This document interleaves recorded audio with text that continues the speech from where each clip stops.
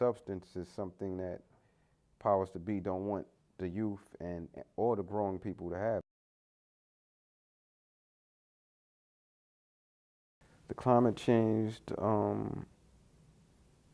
The climate change has been like a big practical joke because I came in the game when skills were praised and when the culture was more respected. And nowadays, I see a lot of people are becoming artists just off of association and affiliation as opposed to blood, sweat, and tears, determination, and talent. The lyrical side of the game has not disappeared. It's just in a harder to find place. Like the things that are the least beneficial to you are the easiest accessible things, even with our foods. Like you have to shop, you have to look around to get the organic foods.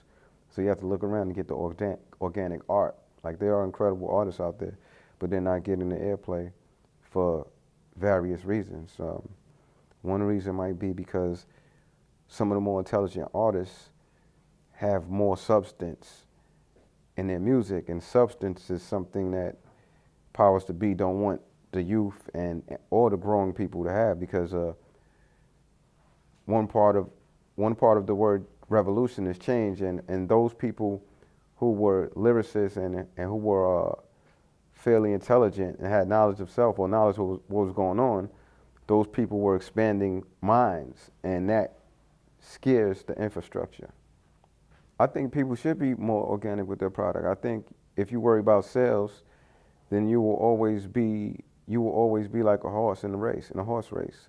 Whereas if you worry about your art, when you focus on your art is going to live forever.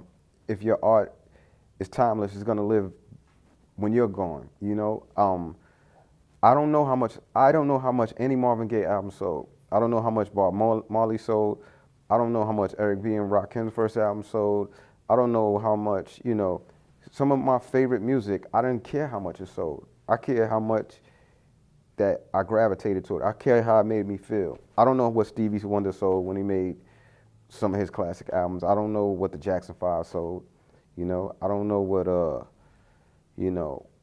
I like, I enjoy. If I go to a restaurant and the food is incredible, I'm not worried about how many customers they had that day. I'm worried about that food that I ate, that I got to digest it and enjoy it. This emphasis on sale, it got lesser recently, but that was one of the first jokes perpetuated on hip hop. That was one of the first tricks on us, because once you change it to the sales, now you're taking away from the skill, and there are artists that are at fault for that. So once they started with that, I got this, I got that type of bull crap, then you made it easier for people who cannot rap at all or who just suck to shine, because you got dudes that suck, but they might have money, so they're able to be in a video with extravagant things and with excessive things and with women, et cetera, et cetera. So now it becomes image over music. You know what I'm saying? No, not at all. I disagree with that totally. 50 Cent had a lot of hard music. 50 Cent got where he got because he bust his ass. 50 Cent was putting out so many mixtapes, and the music was good, and it was consistent music. So I can't agree with that. There was actually people doing it before 50, you know what I'm saying?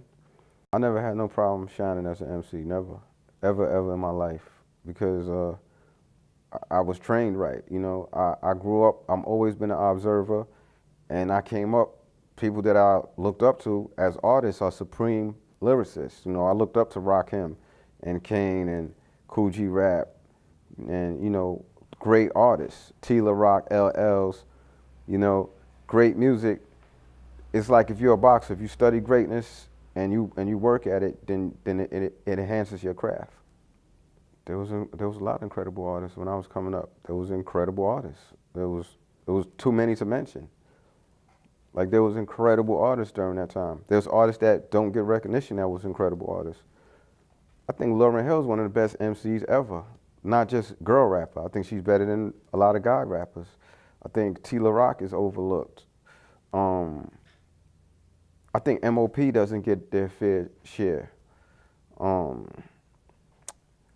I think the rap game has been cruel to LL in the sense of the respect that he really deserves. Like, don't just look at him and give him and say he's successful because he's in movies, et cetera, et cetera. LL lasted longer than anybody at a consistent rate. Like, you know, there's a lot of artists that deserve merit that didn't get it.